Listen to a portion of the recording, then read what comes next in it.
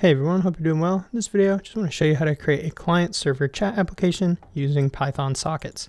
So here's a demonstration of what we're going to build. We have the server over here on the left, which when I run the program, it'll say waiting for connection.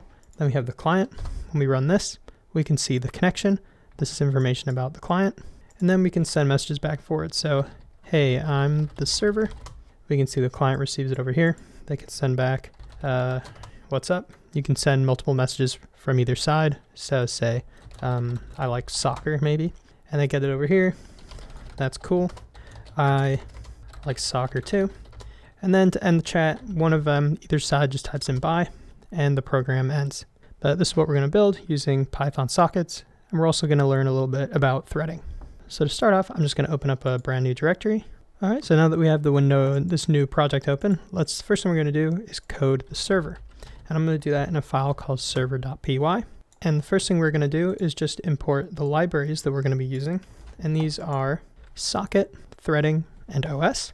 So socket right here is just a low-level networking interface, and it'll allow us to send messages across a network. Then we have threading right here, which we're importing from the thread package.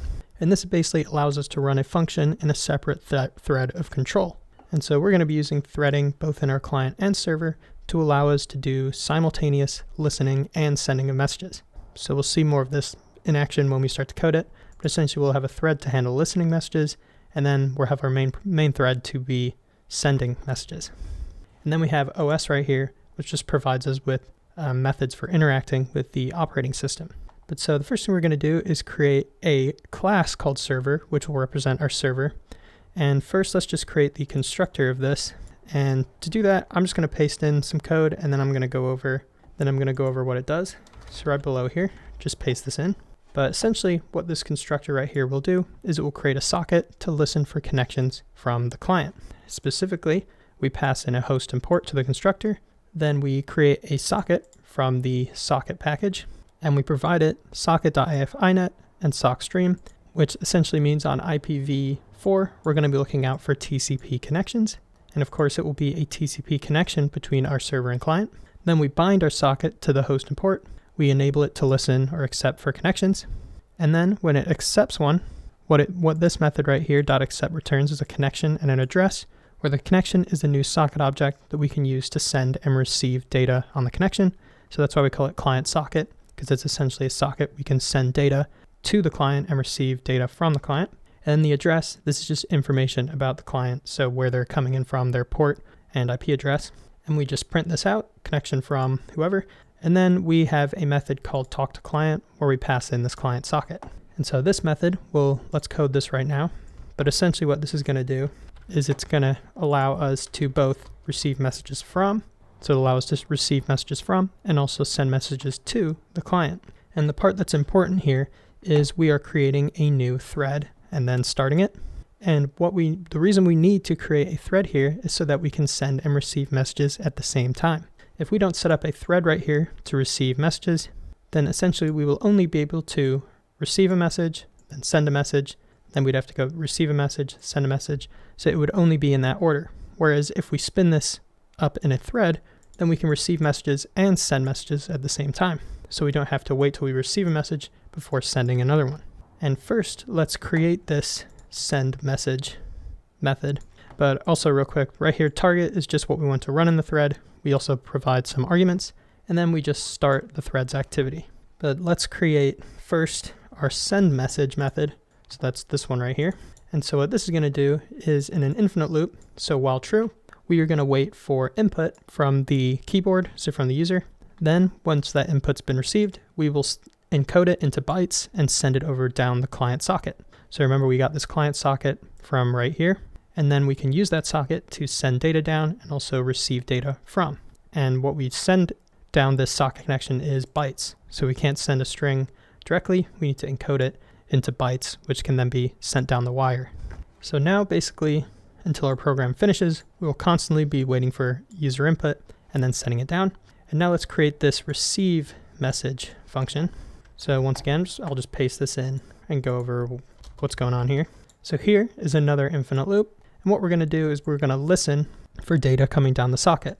So that's what RACV does right here. Basically means short for receive. And 1024 is the buffer size, or which is the max amount of data that can be received at once. We're just going to be sending messages, so it doesn't have to be too big. But what it returns when we decode it, or what it returns is a bytes object, and we decode it into a string. So that's what decode does right here. By default, I believe it's UTF-8, so we'll get a UTF-8 string. And essentially what we do here is we strip the message, and if it's equal to bye, we're just going to exit it. Or if there's nothing in the message, then we're going to exit as well. And then here is just some styling. So this stuff right here is essentially some styling you can add to print color to the console. And it might be different based on the operating system, but I'm using macOS, and this will be in red. So it'll print out client and then the client's message in red. That's all we need to do in this class. The next thing we need to do is just create a server object, or create an instance of this. So I'm just going to do server, and what I'm going to pass in is localhost, which is 127.0.0.1, and we're going to listen on 0.7632 for this demonstration. Basically these, you just need to make sure that the host and port here match what's on the client, because this is where the client is going to be connecting to. So this location, localhost, which is also 127.0.0.1, and then the port right here, 7632. But that's all it takes to build the client. Or the server, sorry. Now we just need to build the client, which we're going to do in a file called client.py. And it's going to be pretty similar to the server, just a few minor differences. So first, let's just import the libraries, and these are the exact same ones that are used inside the server. And now let's build the constructor, which is going to be mainly where this program is different. So we have our client class, and we're gonna, when we create an instance of the client, it has a socket attached to it.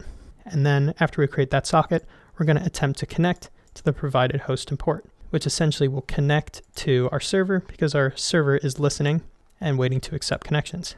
So on the provided host and port that we bound it to. But so back in here, and then we have our talk to server command, which essentially is the exact same as our talk to client on the server. So let me just paste this in. So what we do is we just once again spin up a thread to receive messages, and then we have our main thread where we're going to be sending messages. And once again, we do this so that we don't have to receive a message before we can send a message. We can do this stuff at the same time. And these methods will also be essentially the exact same as the server. So let me just paste these in here. So that's these methods. They're both, once again, in an infinite loop. And we're just going to get input from the console, turn it into bytes, and send it down the socket, which is, of course, the socket that is connected to our server. And then for receiving messages, which is running on a separate thread, we are just going to listen out for any kind of messages coming down the socket, and we're going to decode them. If it's equal to bye, we're going to exit out. And if not, we're going to print the server and the message from the server, all once again in this red color. So all this stuff right here is just used to make the text appear red in the console. And then we just need to spin up or create an instance of this client. So under everything down here, we have client, and then just make sure that it's listening on the same host and port as our server is down here. So they're matching. And now we just need to run the program. And so what's important about this is you just need to make sure that the server is ran first, because the client is attempting to connect to the server. And if the server isn't already spun up, then there will be a connection issue. But so let's run the server.py first. So we're going to do Python 3, so I'm using Python version 3, and server.py. So now we're waiting for a connection. And now let's run the client just like this. And here's our connection. And now we can just send messages from. So let's say hello client. The client receives it over here. We'll say hello server. How are you doing today? And that's what it gets over here, and say install my Chrome extension WittScepter, which if you're curious, link in the description. It's a pretty cool Chrome extension that I made. But that's it. And now say we got a G2G, gotta go, and just say bye. And then our program exits out. But that's all it takes to build a chat app, simple chat app with a client and a server using Python sockets. If you like this video, feel free to share it, give it a thumbs up. Also, if you like this kind of content, check out my courses in the description and my Chrome extension. You'll probably think it's pretty cool. But besides that, have a good one. Thanks for watching.